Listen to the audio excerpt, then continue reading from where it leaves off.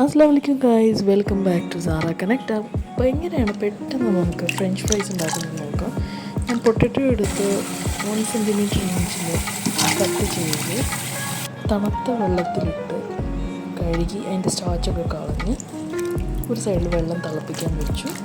ഉപ്പിട്ടിട്ട് ഇത് കട്ട് ചെയ്തത് ഒരു 15 മിനിറ്റ്സ് ഞാൻ തണുത്ത വെള്ളത്തിൽ വെച്ചിരുന്നു.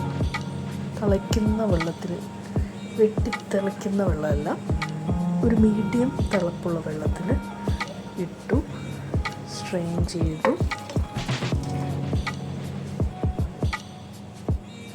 ഇത് സ്ട്രെയിൻ ചെയ്ത ശേഷം ഒരു പാത്രം എടുത്തിട്ട് തുണി വെച്ചിട്ട് ഈ ഫ്രൈസ് വെച്ചിട്ട് ഒന്ന് ഒപ്പിയെടുക്കണം. ടിഷ്യൂ പേപ്പറിലായാലും ഒപ്പിയെടുക്കാം, തീരെ വെള്ളം പാടില്ല. ഇനി നമുക്ക് ഓയിലിൽ ഡീപ്പ് ഫ്രൈ ചെയ്യാനുള്ളതാണ്. നല്ല ക്രിസ്പി വേണമെങ്കിൽ 2 പ്രാവശ്യം ഫ്രൈ ചെയ്ത് എടുക്കാം.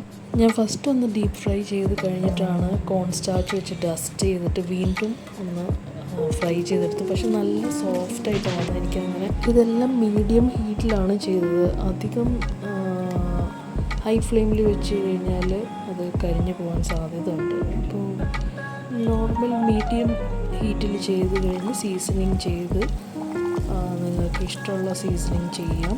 ഞാനിവിടെ റെഡ് പെപ്പറും സീസണിങ് പൗഡറാണ് യൂസ് ചെയ്തത്.